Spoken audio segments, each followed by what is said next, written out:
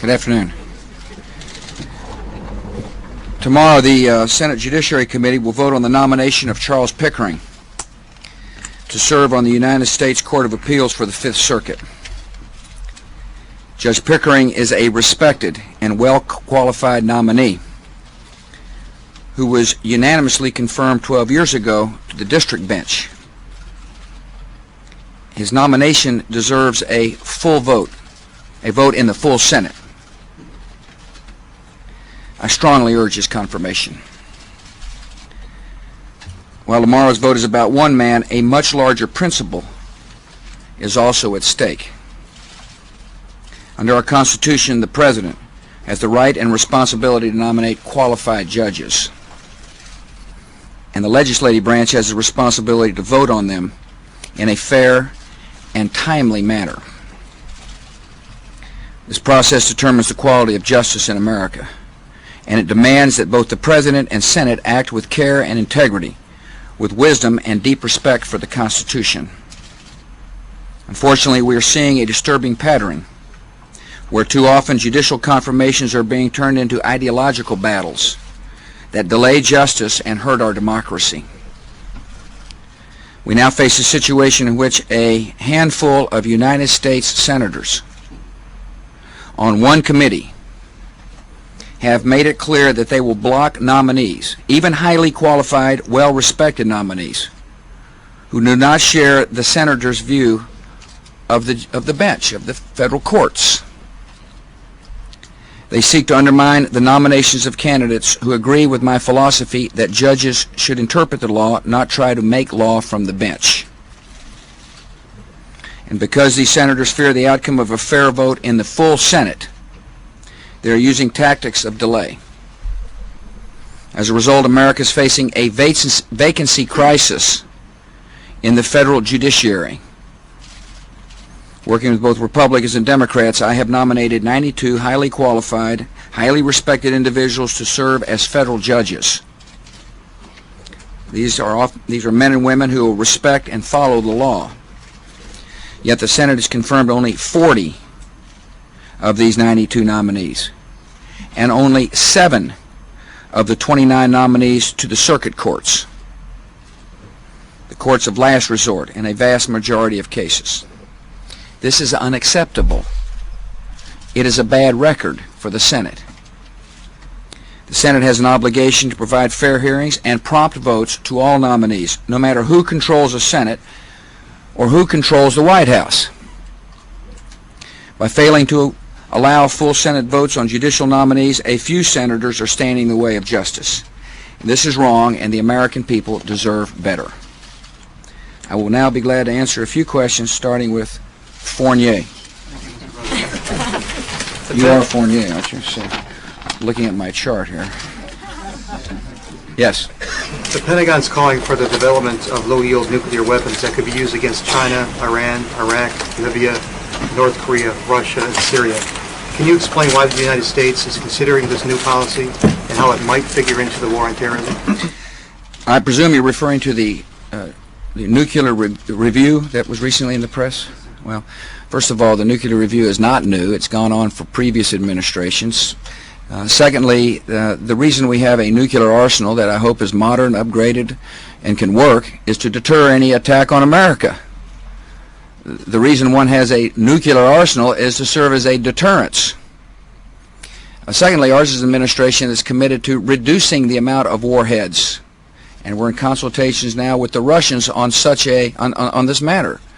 We both agreed to reduce our warheads down to 1,700 to 2,200. I was talking with Sergei Ivanov yesterday, the Minister of Defense from Russia, on this very subject.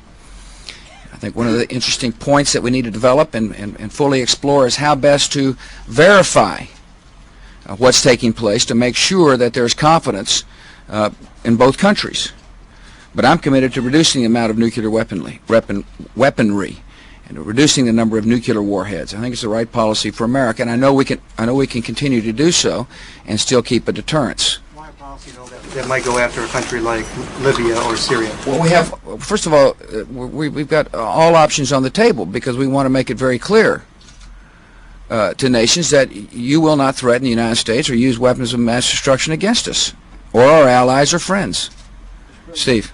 Do you agree with Kofi Annan that Israel must end the illegal occupation of Palestinian lands, and how is the Israeli offensive going to complicate General Zinni's mission? Well, first of all,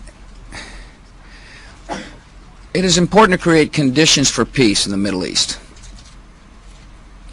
It's important for both sides to work hard to create the conditions of a potential settlement. Now, our government has provided a security plan that has been agreed to by both the Israelis and the Palestinians called the Tenet Plan. And George Mitchell did good work providing a pathway for a political settlement once conditions warrant it. Frankly, it's not helpful what the Israelis have recently done in order to create conditions for peace. I understand someone trying to defend themselves and to fight terror, but the recent actions aren't helpful. And so Zinni's job is to go over there and work to get conditions such that we can get into Tenet. And he's got a lot of work to do, but if I didn't think he could make progress, I wouldn't have asked him to go. As during the announcement of the Zinni mission, I said we had a lot of phone conversations with people in the Middle East, which led us to believe that there is a chance to get into Tenet, or at least create the conditions to get into Tenet. And I've taken that chance, and it's the right course of action at this point, Steve. Yeah, John. Let me look at what happened Monday with the INS visa approvals for Yeah. Atta and Al-Shari and ask the requisite three-part question. Let me ask you first of all, how high did the hair on the back of your neck rise when you heard about that? How can the American people have any faith in the credibility of the INS and its anti-terrorist efforts? And what can you do both immediately and for the long term to ensure nothing like that ever happens again? Well, it got my attention this morning when I read about that. I was stunned and not happy. Let me put it another way. I was plenty hot. And I made that clear to people in my administration. I don't know if the Attorney General's acted yet today or not. I haven't seen the Wire story, but he has. He got the message. And so should the INS. Look, the INS needs to be reformed, and it's one of the reasons why I called for the separation of the paperwork side of the INS from the enforcement side. And obviously the paperwork side needs a lot of work. It's inexcusable. So we've got to reform the INS, and we've got to push hard to do so. This is an interesting wake-up call for those who run the INS. We are modernizing our system, John, and it needs to be modernized so we know who's coming in and who's going out and why they're here. What does it say about the credibility of the INS and its anti-terrorist? Well, it says they've got a lot of work to do. It says that the information system is antiquated, and having said that, they got the message, and hopefully they'll reform as quickly as possible. But yeah, it got my attention in a negative way. Yeah. Mr. President, there's a growing crisis in the Catholic Church right now involving pedophilia, and the crisis is exploding in Boston under the watch of Cardinal Law, who you know. Do you think the Archdiocese there is acting swiftly enough to deal with the issue of pedophilia among the ranks of the priests? Well, I know many in the hierarchy of the Catholic Church. I know them to be men of integrity and decency. They're honorable people. I was just with Cardinal Egan today. And I'm confident the church will clean up its business and do the right thing. As to the timing, I haven't, frankly, I'm not exactly aware of the time, how fast or how not fast they're moving. I just can tell you I trust the leadership of the church. Do you think Cardinal Law should resign? That's up to the church. I know Cardinal Law to be a man of integrity. I respect him a lot. Yeah. Vice President Cheney is on the road now trying to build support for possible action against Iraq. If you don't get that, down the road you decide you want to take action, would you take action against Iraq unilaterally? One of the things I've said to our friends is that we will consult, that we will share our views of how to make the world more safe. In regards to Iraq, we're doing just that. Every world leader that comes to see me, I explain our our concerns about a nation which is not conforming to agreements that it made in the past, a nation which has gassed her people in the past, a nation which has weapons of mass destruction and apparently is not afraid to use them. And so what the Vice President is doing is he's reminding people about this danger, and that we need to work in concert to confront this danger. Again, all options are on the table, but one thing I will not allow is a nation such as Iraq to threaten our very future by developing weapons of mass destruction. They've agreed not to have those weapons. They ought to conform to their agreement, comply with their agreement. Yeah, John? You seem to be saying, yes, you would consult with the Allies and others, including in the Mideast, but if you had to, you'd go ahead and take action yourself. Well, you're answering the question for me. If I can remember the exact words, I'll say it exactly the way I said it before. We're going to consult. I am deeply concerned about Iraq, and so should the American people be concerned about Iraq, and so should people who love freedom be concerned about Iraq. This is a nation run by a man who is willing to kill his own people by using chemical weapons, a man who won't let inspectors into the country, a man who's obviously got something to hide, and he is a problem, and we're going to deal with him. But the first stage is to consult with our allies and friends, and that's exactly what we're doing. Everybody here on the front row. John? Mr. President, on the question of Iraq, how does the increased violence between the Israelis and the Palestinians affect what Vice President Cheney is trying to do, affect the case you're trying to make with our Arab allies for a regime change or just unconditional inspections? Well, I understand that the unrest in the Middle East creates unrest throughout the region, more so now than ever in the past. And so, but we're concerned about the Middle East, John,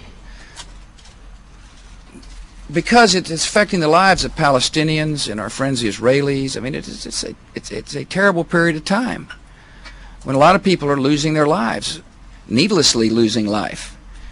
And terrorists are holding a potential peace process hostage. And so while I understand the linkage, for us, the policy stands on its own. The need for us to be involved in the Middle East is to help save lives.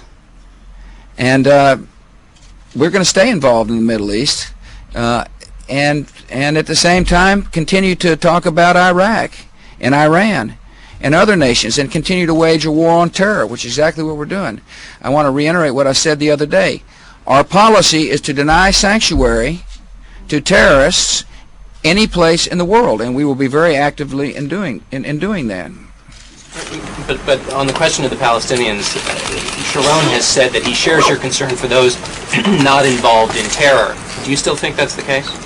I do. But unlike our war against Al-Qaeda, there is a series of agreements in place that will lead to peace. And therefore we're going to work hard to see if we can't, as they say, get into Tenet and eventually Mitchell. I certainly hope that Prime Minister Sharon is concerned about the loss of innocent life. I certainly am. It breaks my heart, and I know it breaks the heart of a lot of people around the world to see young children lose their life as a result of violence. Young children on both sides of this issue. This is an issue that's consuming a lot of the time of my administration, and we have an obligation to continue to work for peace in the region, and we will. We will. The two are not mutually exclusive, have you? Mr. President, in your speeches now, you rarely talk or mention Osama bin Laden. Why is that? Also, can you tell the American people if you have any more information, if you know if he is dead or alive? Final part here. Deep in your heart, don't you truly believe that until you find out if he is dead or alive, you won't really eliminate the threat of Well, deep in my heart, I know the man's on the run if he's alive at all. And who knows if he's hiding in some cave or not. We hadn't heard from him in a long time. And the idea of focusing on one person is really indicates to me people don't understand the scope of the mission. Terror is bigger than one person. And he's a person who's now been marginalized. His network is, his host government has been destroyed. He's the ultimate parasite, who found weakness, exploited it, and met his match. He is, as I mentioned in my speeches, I do mention the fact that this is a fellow who is willing to commit youngsters to their death, and he himself tries to hide, if in fact he's hiding at all. So I don't know where he is. Nor do, I just don't spend that much time on him, Kelly, to be honest with you. I'm more worried about making sure that our soldiers are well supplied, that the strategy is clear, that the coalition is strong, that when we find enemy bunched up like we did in Sharikot Mountains, that the military has all the support it needs to go in and do the job, which they did. And there will be other battles in Afghanistan. There's going to be other struggles like Sharikot, and I'm just as confident about the outcome of those future battles as I was about Sharikot, where our soldiers are performing brilliantly. We're tough, we're strong, they're well equipped. We have a good strategy. We are showing the world we know how to fight a guerrilla war with conventional means. But don't you believe that the threat that bin Laden posed won't truly be eliminated until he is found either dead or alive? Well, as I say, we hadn't heard much from him, and I wouldn't necessarily say he's at the center of any command structure. And again, I don't know where he is. I repeat what I said. I truly am not that concerned about him. I know he is on the run. I was concerned about him when he had taken over a country. I was concerned about the fact that he was basically running Afghanistan, kind of calling the shots for the Taliban. And but once we set out the policy and started executing the plan, he became. We shoved him out more and more on the margins. He has no place to train his Al-Qaeda killers anymore. And excuse me for a minute.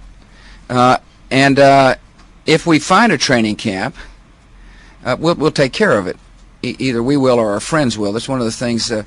Part of the new phase that's becoming apparent to the American people is that we're working closely with other governments to deny sanctuary or training or a place to hide or a place to raise money. And we got more work to do. That's the thing the American people have got to understand, that we've only been at this 6 months. This is going to be a long struggle. I keep saying that. I don't know whether you all believe me or not, but time will show you that it's going to take a long time to achieve this objective. And I can assure you I am not going to blink. And I'm not going to get tired, because I know what is at stake. And history has called us to action, and I am going to seize this moment for the good of the world, for peace in the world and for freedom. Mike Allen, I'm working my way back there slowly but surely. Michael. President, a bipartisan group of lawmakers has asked Governor Ridge to testify about the administration's domestic homeland security efforts. Why has the White House said that Governor Ridge will not testify? Well, he doesn't have to testify. He's a part of my staff, and that's part of the prerogative of the executive branch of government, and we hold that very dear. Mr. President, that's another area, along with the war and the development of the energy policy. Just want a trick question, Mike. You're trying to get me to say that and then kind of have a quick follow-up. Go ahead. No, sir, but that's an area where Congress has said members of both parties have told us they're not getting enough information from the White House. Mike, we consult with Congress all the time. I've had meaningful breakfasts with the leadership in the House and the Senate. I break bread with both Republicans and Democrats right back here in the Oval Office and have a good, honest discussion about plans, objectives, what's taking place, what's not taking place. We have members of our cabinet briefing. Condoleezza Rice is in touch with the members of the Congress. We are in touch with. We understand the role of the Congress. We must justify budgets to Congress, and so I don't buy that, to be frank with you. Yes, Mike. This is the third. 2 follow-ups is a record. Keep trying. Given that you've not convinced everyone in your own party of that, to what degree are you trying to recalibrate the power between Congress and the presidency? Mike, I'm just doing my job. We'll let all the kind of the legal historians figure out all that out, First of all, I'm not going to let Congress erode the power of the executive branch. I have a duty to protect the executive branch from legislative encroachment. I mean, for example, when the GAO demands documents from us, we're not going to give them to them. I mean, it's just, these were privileged conversations. These were conversations when people come into our offices, and brief us. And can you imagine having to give up every single transcript of what is advised me or the vice president? Our advice wouldn't be good and honest and open. And so I viewed that as an encroachment on the power of the executive branch. And so I have an obligation to make sure that the presidency remains robust and that the legislative branch doesn't end up running the executive branch. On the other hand, there's plenty of consultation, Mike. I don't know what single Republican you're referring to, but you know, if you give me the name afterwards, I'll be glad to have him over for another consultation, if you know what I mean. David. Yeah. Mr. President, I'm sorry. When you endorsed the Saudi plan on the Middle East, or the Saudi vision, it called, of course, for full normalization of relations between Israel and the Arab states. You've seen some backing away from that now by some other Arab countries, and in fact by the foreign minister of Saudi Arabia. Can you imagine endorsing a plan that calls for anything other than full normalization, anything less than full normalization? Well, I think the thing, in order for there to be a plan that is acceptable to all parties, it must recognize the right of Israel to exist. And that's what I thought was very encouraging from the Saudi declaration. It was the first such declaration, if I'm not mistaken. David, you probably know that better than me, but that the Crown Prince said there ought to be a independent state, but that recognizes Israel. That's how I interpret it. Israel's right to exist. And I think that's a very important declaration. That's why we seized on that. I have said the same thing myself, but it obviously didn't have nearly the same weight as the Crown Prince of Saudi Arabia saying that. Normalization means something a little deeper than that. Well, but first of all, there's nothing more deep than recognizing Israel's right to exist. That's the most deep thought of all. After all, there are some skeptics who think that nations in that part of the world don't want Israel to exist. The first and most important qualification, it seems like to me, for there to be peace is for people in the region to recognize Israel's right to exist, and therefore policies ought to follow along those lines. I can't think of anything more deep than that right, that ultimate and final security. And so when the Crown Prince indicated that was on his mind, we embraced that, strongly embraced that. Go ahead. Well, no, I was about to say, just a moment ago, you said that many of your allies are joining you in the war on terrorism. You do have a number of countries right now that seem to be right in the middle. Indonesia, Somalia, places that you've been worried about, but that have not asked for our training, our help. Would you consider going into a country that did not seek your aid? Well, that's one of those pretty cleverly worded hypotheticals. Let me just put it to you this way, David. We will take actions necessary to protect American people. And I'm going to leave it at that.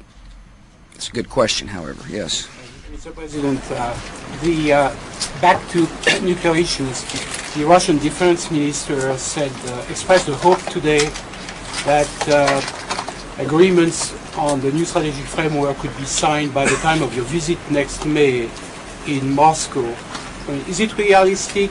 And second, are you ready to sign documents in the treaty form?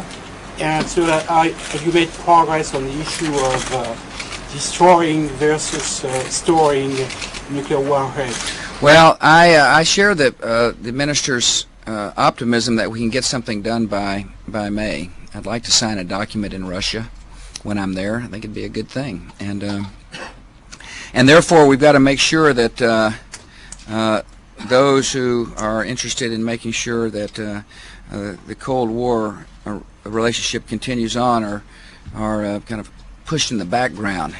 In other words, we've got to work hard to establish a new relationship. I also agree with President Putin that there needs to be a document that outlives both of us. What form that comes in, we will discuss. There is I think David asked me this question, as a matter of fact, back in Slovenia, if I'm not mistaken, but about storage versus destruction. We'll be glad to talk to the Russians about that. I think the most important thing, though, is verification. Is to make sure that whatever decision is made, that there's open verification so as to develop a level of trust. There is a constraint as well. I mean, the destruction of nuclear warheads requires a lot of work and a lot of detailed work, and that in itself is going to take time, and that's got to be a part of the equation as well. But no, those are all issues we're discussing. Had a very good discussion with Sergei Ivanov yesterday. I'm confident that President Putin is interested in making a deal, coming up with a good arrangement that will codify a new relationship. The more we work with Russia, the better the world will be. And we've got a good close relationship with them. We've got a few sticking points. We've got an issue on chickens, for example, that some of you have followed. We made it pretty darn clear to them that I think we probably got to get this chicken issue resolved and get those chickens moving from the United States into the Russian market. We laugh, but nevertheless it is a problem, and that we must honor agreements. I believe we're going to have great relations with Russia, and we're going to work hard to achieve them, yeah. Can I ask? Yeah, go ahead. Your next angle. Okay. Can I ask about the debt limits, sir? Yeah. And specifically about the Treasury Secretary's plan to borrow cash from the federal retirement funds. Can you justify that to the American people? I'm not going to comment on the Secretary of Treasury's plan. I'll tell you what I think ought to happen. I think Congress ought to pass a clean bill that raises the debt ceiling, and I'll sign it. I think it's important. I hope we can get that kind of spirit out of Congress. If they do that, it will help. It will solve the problem. We don't need to be playing, politics with the debt ceiling, particularly now that we're at war. And we're working with the Congress on that. I've had some pretty good discussions with the leadership about the need to get a clean bill coming, and I hope they do. I hope they listen. I hope they respond. Those who will say that borrowing from the federal retirement funds is also a form of playing politics with look, if the Congress passes the bill, we're fine, and we got to get that done. It's their responsibility to get the debt ceiling raised. I hope they do it quickly and soon, and we're going to work with them to get it done. Jim. Mr. President, what do you make of the dust-up over the nuclear review, and have you made any decisions about its recommendations? In particular, what is your view about building smaller nuclear weapons, which some people believe would make them more likely to be used? Well, first of all, I view our nuclear arsenal as a deterrent, as a way to say to people that would harm America that don't do it. That's a deterrent, that there's a consequence. And the President must have all options available to make that deterrent have meaning, and that's how I view the review. What is your thinking, sir, on smaller nuclear weapons, which some analysts believe would be a major departure and would make them more likely? My interest is to reduce the threat of a nuclear war, is to reduce the number of nuclear warheads. I think we've got plenty of warheads to keep the peace. I'm interested in. And that's why I told President Putin and told the country, if need be, we'll just reduce unilaterally to a level commensurate with keeping a deterrence and keeping the peace. And so I'm interested in having an arsenal at my disposal, or at the military's disposal, that will keep the peace. We're a peaceful nation, and we were moving along just right and just kind of having time, and all of a sudden we get attacked, and now we're at war, but we're at war to keep the peace. And it's very important for people in America to understand that, at least my attitude on this, is that we're not out to seek revenge. Sure, we're after justice, but I also view this as a really good opportunity to create a lasting peace. And so therefore, the more firm we are and the more determined we are to take care of Al-Qaeda and deal with terrorism in all its forms, particularly that of global reach, that we have a very good chance of solving some difficult problems, including the Middle East or the subcontinent.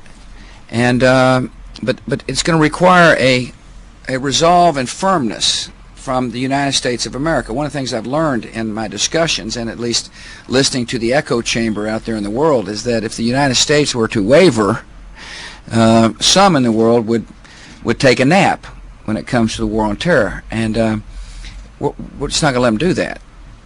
And that's why you hear me spend a lot of time talking to the American people, at least I hope I'm talking to them, through you, about why this is going to take a long period of time and why I'm so determined to remain firm in my resolve. Anyway. Yes, sir. You asked the softest. I'd like to ask you about the public service component of your initiative. The what now? The public service initiative of yours. Yeah, As it relates to the war, which you've just said again that could go on for quite a while.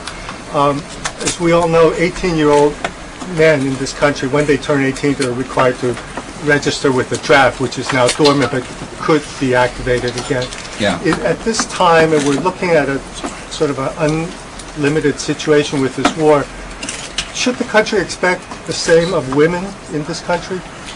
You mean as far as a draft? Yes. Well, the country shouldn't expect there to be a draft. I know they're registering, but the volunteer army is working. Particularly when Congress passes my budget, it's going to make it more likely to work. There's been there's been a pay raise, and then we have another pay raise, and the mission's clear, the training is good, the equipment is going to be robust. Congress needs to pass this budget, so I don't worry about. People shouldn't worry about a draft. Now we do have women in the military, and I'm proud of their service, and they're welcome in the military. They make it a great addition to the military. Pardon me? That the military will be stretched too thinly, as some people have feared? Ed, I don't think so. I think we're in pretty good shape right now. It's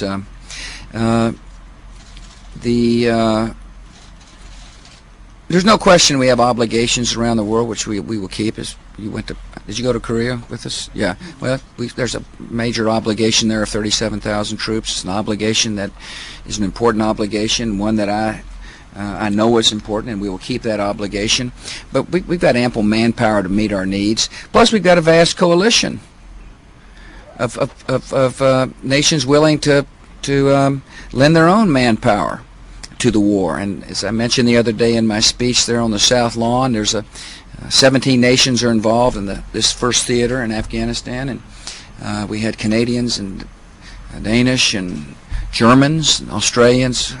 Probably going to lead somebody up. Brits, special forces troops on the ground, boots on the ground, as they say, willing to risk their lives in a dangerous part in a dangerous phase of this war, and we get men going cave to cave, looking for killers. These people don't like to surrender. They don't surrender, but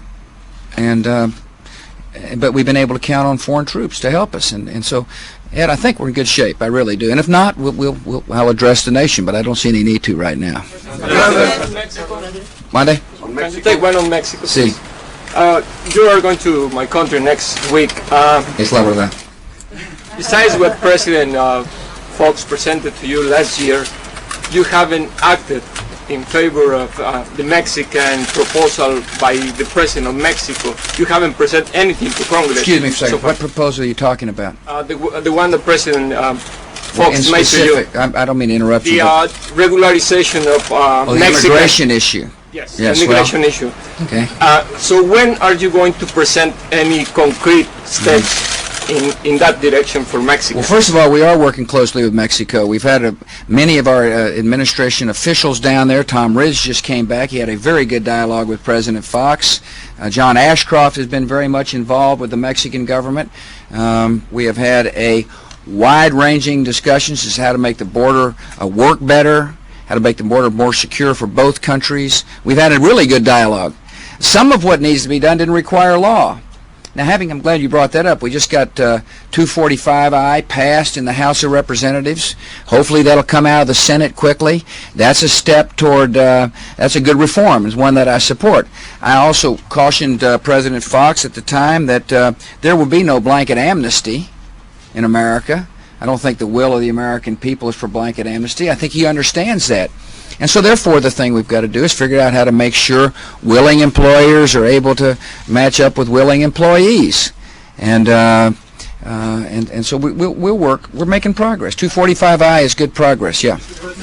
Do you believe there's an American pilot from the Gulf War still alive in Iraq? And if so, how might that complicate any action you Well, let me just say this to you. I know that the man has got an MIA status. And it reminds me once again about the nature of Saddam Hussein, if in fact he's alive. And therefore, you know, it's just another part of my thinking about him. I guess lack of respect. It's a good way to define it. Implicate any action you might consider taking against Iraq in the war. Well, that's what we're trying to get. This get the old hypothetical again. And let me just put it this way: it doesn't change my opinion. And about it. Matter of fact, it reinforces the fact that anybody would be so cold and heartless as to hold an American flyer for all this period of time without notification to his family. Just wouldn't put it past me. Wouldn't put it past him, given the fact that he gassed his own people. Yeah. Mr. President, yes, ma'am. Okay, thank you. Okay. Do you officially recognize the Zimbabwe elections, and what are your thoughts about Mugabe, and also on Pickering? What are your thoughts wait, about... whoa, wait a minute. Wait a minute. That's all over the lot. Wait a minute. All over the lot. You talk about somebody taking the liberty of a... When I get a chance with you, I have to take it. I can see that. Go ahead, take it. Okay. Is this a six-part question? No, it's only three. Three, okay. Let me start writing them down. First one is Zimbabwe. Go ahead. Yes, and with Pickering, what are your thoughts about many of your nominees who are opposed have issues with racial bias, including Pickering? Okay, that's two. You're going to limit it to. Thank you very much. That's a good break. First on Pickering. Pickering has got a very strong record on civil rights. Just ask the people he lives with. I had the honor of meeting the Attorney General of Mississippi, Moore, Attorney General Moore, fine Democrat, elected statewide in the state of Mississippi. A man who I suspect is a man who got elected because he cares deeply about the civil rights of his citizens, came up and sat in the Oval Office and said, Judge Pickering has had a fine record on civil rights and should be confirmed by the U.S. Senate. I hope the senators hear that.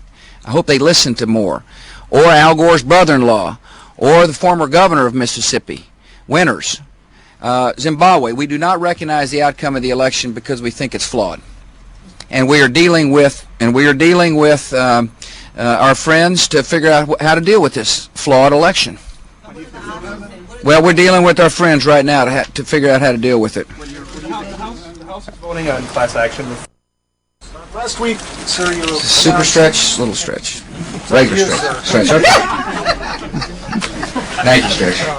Last week you announced an ambitious set of changes to make it easier for the government to crack down on corporate wrongdoing. You have Republicans in Congress, and your own SEC chairman says essentially a lot more money than you proposed will be needed to do the job effectively.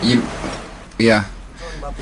You're talking about when I called on the SEC to enact laws to make sure that corporate CEOs take responsibility for their books, make sure that when somebody says they've got X amount in liabilities, that X equals X and not X equals Y or something less than X. Yeah, I strongly believe that, and the SEC needs to get after it. And I don't use the excuse of not enough money in the budget, frankly. I need to know the numbers, but we need action, and we need reasonable action without causing a plethora of lawsuits. Hutch.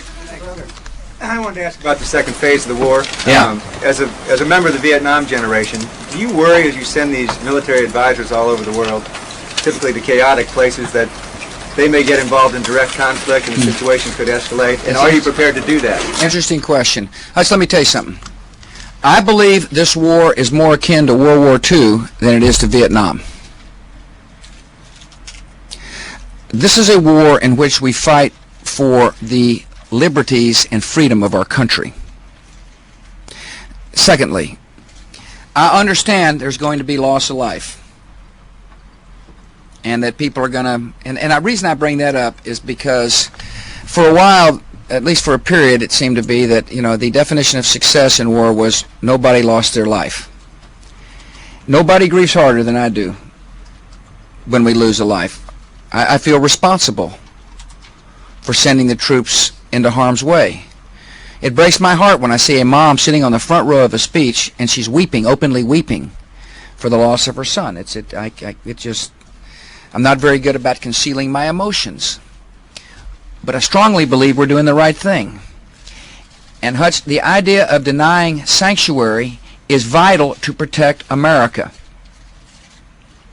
and we're going to be obviously judicious and wise about how we deploy troops. I learned some good lessons from Vietnam. First, there must be a clear mission. Secondly, the politics ought to stay out of fighting a war. There was too much politics during the Vietnam War. There was too much concern in the White House about political standing. And I've got great confidence in General Tommy Franks and great confidence in how this war is being conducted. And I rely on Tommy, just like the Secretary of Defense relies upon Tommy and his judgment, whether or not we ought to deploy and how we ought to deploy. Tommy knows the lessons of Vietnam just as well as I do. Both of us. He graduated from high school in '63, and you and I graduated in '64. We're of the same vintage. We paid attention to what was going on, and so I think it's '64, wasn't it? No, sir. Oh, you're not that old. You're not that old. I gave you an interesting fact. I don't know if you all know this or not. Speaking about Tommy, but Tommy Franks went to Midland Lee High School, class of '63. Laura Bush went to Midland Lee High School, class of '64. That's an interesting thing for the social columns. For those of you who allow your news gathering to slip into social items or social gossip, which sometimes happens, that doesn't happen that much. No. Elizabeth. Mr. President, who do you hold responsible for the failure at the INS this week? I see the Attorney General said he was going to hold individuals responsible. So that I do hold individuals responsible. Well, let's see what the Inspector General comes back with. But obviously, I named a good man to run at Ziegler, and he's held accountable. His responsibility is to reform the INS. Let's give him time to do so. It is he hadn't been there that long, but he now has got another wake-up call. The first wake-up call was from me. This agency needs to be reformed. And secondly, he got another one with this embarrassing disclosure today that, as I mentioned, got the President's attention this morning. I could barely get my coffee down when I opened up my local newspaper. Well, a newspaper.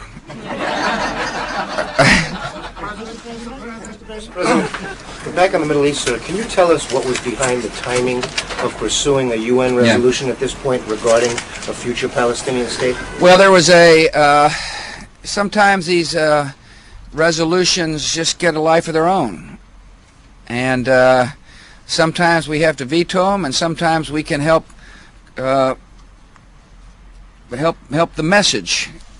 And this time we felt like we were able to make the message a clear message that we agreed with. If it was a message that tried to isolate or condemn our friend, I'd have vetoed it. In this case, it was a universal message that could lead to a more peaceful world, and so we supported it. As a matter of fact, we helped engineer it. We were a part of the process. And as to the timing, I don't know the time. All I know is that things start showing up on my desk, and radar screen. Yeah, well, desk or radar screen, same thing. About 24 hours ago, and I heard from the Secretary of State and Condoleezza Rice that there was a little movement afoot there at the Security Council, and so we made a conscious decision to try to send a statement that it was a hopeful statement. It turned out to be a good statement, by the way. It was one of those statements that was embraced by all the parties except for one who couldn't bring themselves to vote for it, Syria. And but it's again, we are working hard to create the conditions for a security arrangement that will then enable the Mitchell process to kick in. I know you all are tired of hearing me say that, but unlike other parts of the world, in this part of the world, Tenet and Mitchell have been agreed to by both parties, which means there is a hopeful process if we can get people into the process. And so our mission is to do that, and that's why Zinni's over there. Listen, I want to thank you very much. I've enjoyed this press conference. I hope you have as well. Thank you.